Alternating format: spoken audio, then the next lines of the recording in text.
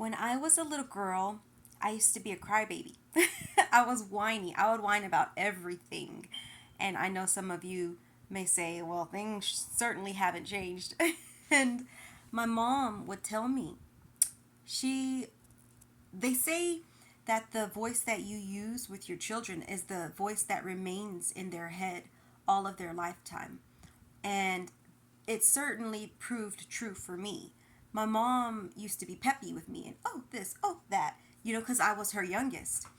And even to this day, in my head, I always bounce back to that peppiness. And I bet my enemies and people who do me dirty and humiliate me, like, always wonder, how does she regress back to that peppiness? How does she become happy again? And it's because one of the reasons is because the voice that you use with your children is the voice that remains in their head all their life. And my mom was very, for the most part, peppy with me. She could sometimes be serious. Only in hindsight did I notice that there was a serious element to her all my life, but I just really didn't notice it because, again, she used a happy voice, and so the voice in my head, my own voice, is happy and peppy. And so be careful how you speak to your kids when you're raising them, because the voice you use with them is the voice that remains in their head. And so I'm naturally, I think, optimistic. And if you can truly listen to my thoughts and they're not editing the transcripts of my mind to make me just such a big, you know, I'm peppy.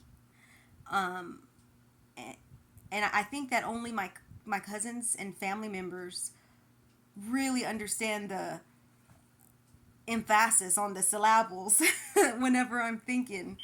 Um, but one day, my mom she was having a serious day, I guess, or I don't know really, but I was being whiny or crying about something, and she told me, and I can't believe I remember this. She said, "If you keep crying, you're gonna run out of tears." And I was like, "What?" And she would always make up silly things like, to tell me, like, if you wear mascara, your eyelashes will fall out, because she didn't want me to do things, and she would always trick me. Um, but yeah, she told me, if you cry enough, you're gonna run out of tears. And it, I just didn't think nothing of it till I got older, and I cried a lot. I cried because of the things that were happening to me. I cried because of fear. I cried out of frustration. I cried out of anger and desperation. And one day I just stopped. I think I wrote this down somewhere, but Lord knows where that writing is. And I just said, how did mom know this? She's always been a very mysterious, secretive person, even with us. Like, to this day, she won't tell you how much she weighs. I have no idea. I've never known her weight at any given time. And I just stopped to wonder. I said, what made mom cry so badly that she ran out of tears? How did she know this?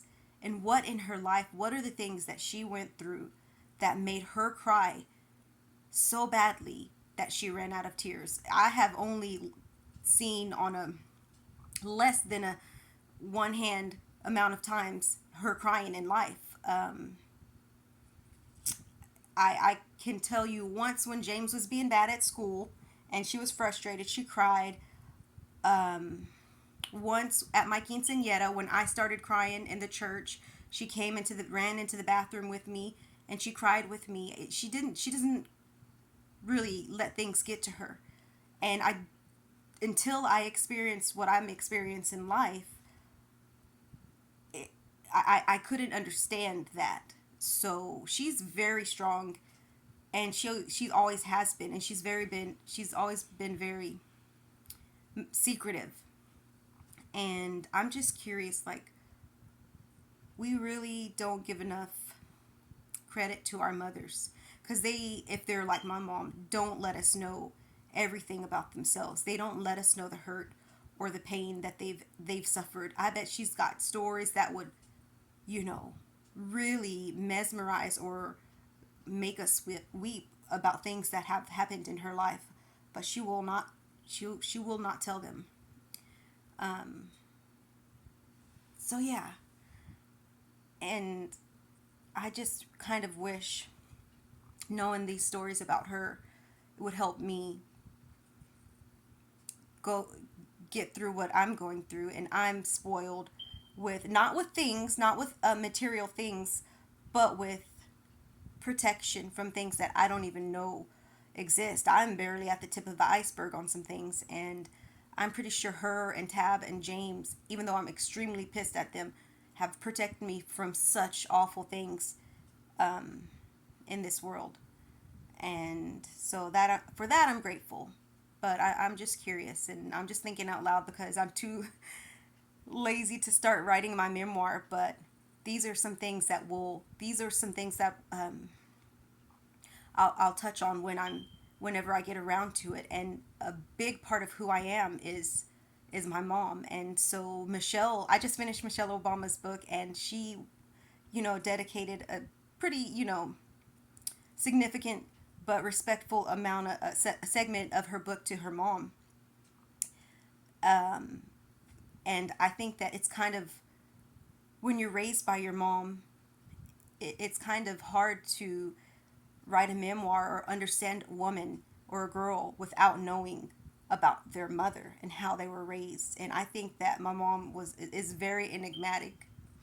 Although we don't get along right now because I'm stubborn, she's stubborn. I'm the youngest, she's the youngest. We don't get along, but I know that she loves me and I love her too, but we're just too stubborn and we just exist in the same realm, you know, petty and snide and, you know, petulant. Um, but who I truly am as a person has definitely been molded by who she is. And I just wish I knew what were the things in her life that made her cry so badly that she ran out of tears. And it's true.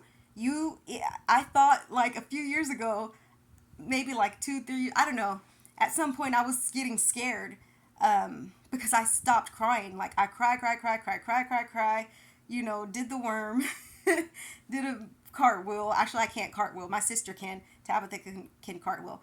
Just went through everything, and eventually I was like, oh my god, am I human? I got scared for a minute, and I'm like, am I human? Am I human? I can't cry. I can't cry. So every once in a while when something makes me emotional and cry, I'm like, oh, I can cry, because it's true. You cry enough, you go through enough, and it almost dehumanizes you.